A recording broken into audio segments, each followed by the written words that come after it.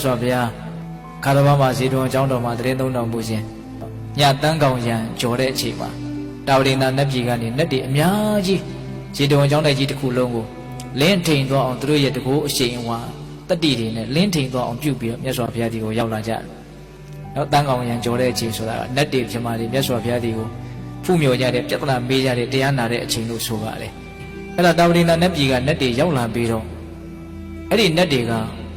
ကတတုံလပကာယိကနတ်များနော်သူတို့က900ကျော်လောက်ရှိတယ်အုပ်စုတစုတကယ်တမ်းကတော့သူတို့ကတာဝတိနာနတ်ပြည်ကိုရောက်တာသိပ်မကြသေးဘူးအဲ့ဒါမြတ်စွာဘုရားဒီကိုသူတို့ဘာလို့ရောက်လာတာတုံးဆိုတော့မိတ်ဆွေကောင်းတို့ရဲ့ဂုဏ်ကြီးကိုသူတို့ရဲ့အတွေ့အကြုံရသူတို့ကိုယ်တိုင်သိရတဲ့အတွက်ကြောင့်မအောင်နိုင်လို့မနေနိုင်လို့မြတ်စွာဘုရားကိုလာပြီးတော့ရှောက်ကြတာသူတို့ရှောက်တဲ့စကားတွေကိုအရင်တော့မပြောသေးခင်မှာသူတို့ဘယ်ကလာတာတုံးဘာကြောင့်အဲ့လိုရှောက်ချင်ရတာတုံးဆိုတော့သူတို့ရဲ့နောက်ကျောင်းကလေးနည်းနည်းလေးတော့ပြောတဲ့နဲ့ပေါ့တကယ်ကသူတို့ကကုံသေး900ကျော်အုပ်စုတစုပဲအဲ့ဒါတနေ့တော့ပင်လေသမုဒ္ဒရာတွေကိုသူတို့ခေသူတို့ခါကလေအကြီးကြီးနဲ့ကုံသေးဖို့အတွက်ခရီးထွက်ကြတာအဲ့ဒါ9ရက်လောက်နေတဲ့အခါကျတော့ကမ်းမမြင်လမ်းမမြင်တဲ့အနေအထားကိုရောက်သွားတဲ့အချိန်မှာပဲအလွန်ကြီးကျယ်တဲ့လေမုန်တိုင်းသူတို့မိတယ်အဲ့ဒါလေမုန်တိုင်းကအကြီးကျယ်တိုက်တဲ့အခါမှာခုခေတ်လိုတိတ်ပြီးတော့ကောင်းမြတ်တဲ့စနစ်တွေကလည်းမရှိတဲ့အခါကျတော့နော်ဒီလေမုန်တိုင်းရဲ့ဒဏ်ကြောင့်သူတို့စီးလာတဲ့လှေဟာနော်ဒေအိုးဒေနစ်တင်ခေါ်တာပေါ့တဖြည်းဖြည်းနဲ့နေရတယ်ရေတွေဝင်ပြီးတော့အဲ့ဒါလိုနစ်ပြီးဆိုတော့ကမ်းလည်းမမြင်ဘူးလမ်းလည်းမမြင်ဘူးဘာမှကူညီမဲ့လူလည်းမရှိဘူးဆောင်းရှောင်းမဲ့လူလည်းမရှိဘူးအဲ့တော့သွေးယူတန်းယူနဲ့မြပြူးဆံပြအားလုံးဒီကုံတွေအကုန်လုံးဒီတေဘေးရဲ့ချင်းချောက်တာကိုအကြီးကျယ်ခံရတဲ့အတွက်ကြောင့်ကိုအားကိုရအတီးတီးကိုနော်ပြောဆိုမြည်တမ်းပြီးတော့ငိုကြွေးရင်းနဲ့တချို့လည်းပဲနတ်တွေပါတွေကိုဝယ်တာတွေလည်းပါတယ်ပေါ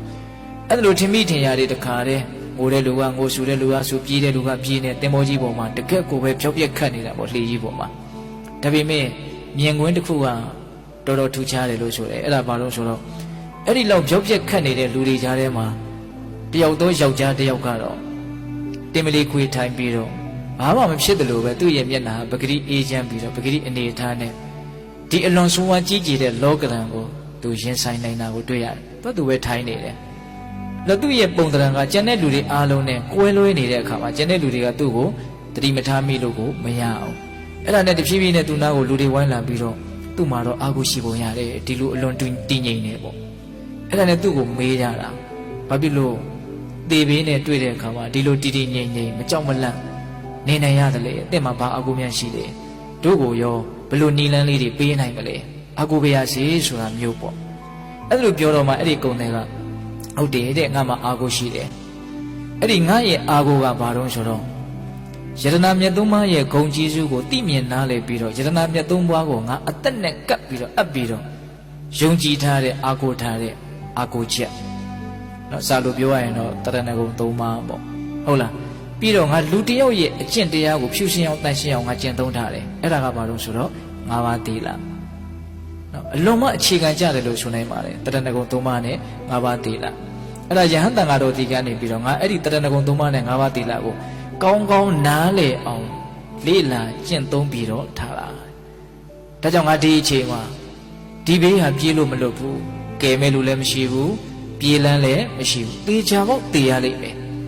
ဘဝဆိုတာတဘဝမှာတခါတော့သေရတာပါဒီအချိန်မသေရင်လည်းတစ်ချိန်ချိန်မှာသေမှာပဲအခုသေမှာကြောက်လို့နောင်သေမဲ့အခါမကြောက်ဘူးလားဆိုတော့အဲ့လိုလည်းမဟုတ်ဘူးနောင်ကြရင်နောင်ကြမှသေမယ်ဆိုရင်နောင်ကြတော့ကြောက်အောင်မှာပဲဒီပြဿနာကမရှင်းလို့မရအောင်အဲ့တော့သူကအဲ့ဒါကိုအကုန်လုံးနားလည်ထားတယ်သဘောပေါက်ထားတယ်ဒီဘေးပြေးလို့မလွတ်ဘူးဒါကြောင့်အဲ့ဒါကိုတုံလို့ခြောက်ချမနေပဲနဲ့ငါမှရှိတယ်ငါရဲ့အတွင်းတန်တာမှာဖြစ်နေတဲ့ငါရဲ့စွမ်းရည်တတ္တိကိုပဲငါအားကိုးပြီးတော့အဲ့ဒီစွမ်းရည်တတ္တိကဘာကြောင့်ဖြစ်တာတော့တရဏဂုံ၃ပါးနဲ့၅ပါးသီလကြောင့်ဖြစ်တာတကယ်အရေးတကယ်ဘေးမှာဘဝမှာပျက်စီးမှုနဲ့ကြုံလာပြီဆိုရင်အာကိုရဘာမှရှိတာမဟုတ်အဲ့ဒါကိုသူကရှင်းပြပြီးတော့ဒီတရဏဂုံနဲ့၅ပါးသီလဒီငါရဲ့အာကိုရဖြစ်တယ်အဲ့ဒါလည်းပဲငါကျင့်သုံးထားတဲ့အတွက်ကြောင့်ငါအတွက်အာကိုရဖြစ်တာတင်လို့လဲအာကိုရရကျင်တယ်ဆိုရင်တော့အဲ့ဒါကိုနားလည်အောင်ကြိုးစားပြီးတော့ကျင့်သုံးဖို့ပဲရှိတယ်အဲ့တော့မှကုံတွေကအချိန်မရှိဘူးတဲ့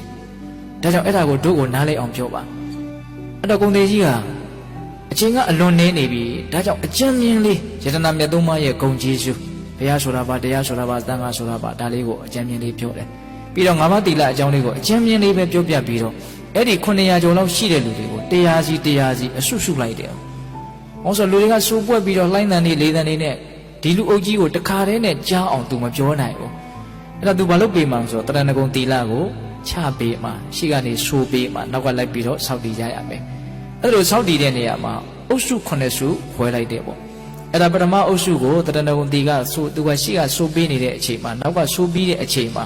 ရေကချင်းမျက်စိထိလာပြီပေါ့။အေးနောက်ဒုတိယအုပ်စုဆိုးပြီးတဲ့အချိန်မှာတော့ရေကခြေလုံးရောက်လာပြီ။နောက်တတိယအုပ်စုကျတော့ရေကပေါင်လေလောက်ရောက်တယ်။နောက်တော့ပေါင်ရင်းလောက်ရောက်လာတယ်။ဟာနောက်တစ်ခေါက်ကျတော့ချက်လောက်ရောက်လာတယ်။နောက်တစ်ခေါက်လောက်ရောက်တော့တမျက်လောက်ရောက်လာတယ်။ဒီလိုနဲ့လေပင်ရောက်လာတယ်။နောက်ဆုံးအုပ်စုကျတော့ရေကပါဇက်ထိရောက်နေပြီမော့ပြီးတော့ဆိုရတယ်ပေါ့။တဖြည်းဖြည်းနဲ့တေခြင်းတရားကတရွေ့ရွေ့နဲ့ရောက်လာ။အဲ့ဒါအကုန်လုံးပဲသောက်တီးပြီးလဲပြီးသွားရောအဲ့ဒီတင်မောသားတွေအကုန်လုံးရင်းနစ်ပြီးတော့တေကြရတယ်။အဲ့တော့တကယ်အရေးကြီးတဲ့အချိန်လေးမှာတကယ်အာကိုအာရာလိုးနေတဲ့အချိန်လေးမှာရလိုက်တဲ့အဆုံးအမလေးဒါလေးကမှတ်မှတ်သားသားဒါလေးကိုပဲအာယုံပြုတ်ပြီးတော့ဒါလေးမရှိခင်တုန်းကဘဝမှာသူတို့ဘာဘမှအာကိုရသူတို့တကယ်မတွေ့ခဲ့ဘူးသူတို့ရှာတော့ရှာမှာပဲလေဟုတ်လားဒါပေမဲ့သူတို့စိတ်ထဲမှာဘာအာကိုရမှမတွေ့ဘူးဒါပေမဲ့အခုကျတော့ဘာတွေ့တော့အာကိုရတွေ့သွားတယ်အဲ့ဒီစစ်မှန်တဲ့အာကိုရကြောင့်ပဲအဲ့ဒီပုံတွေအကုန်လုံးဟာ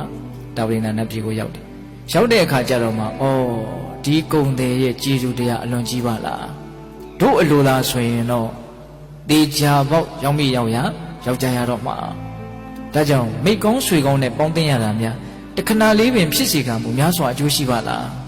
မေယုံမှာဆွေယုံမှာနဲ့ပေါင်းရတာကတော့တစ်သက်လုံးပင်ပေါင်းရတော့လေပဲဘာမှအကျိုးထူလာတယ်လို့မရှိဘူးဒုက္ခရောက်တာပဲအဖတ်တင်တယ်ပေါ့ဟုတ်ရဲ့လားအေးဒါကိုသူတို့ကကောင်းကောင်းနားလေတယ်ပေါ့ကိုတို့အနေထားလေးကိုအခြေခံပြီးတော့အဲ့ဒါကိုသူတို့ကအလွန်ပြောခြင်းနေတာအဲ့ဒါကြောင့်မလို့မြတ်စွာဘုရားကြီးကိုရောက်လာတာ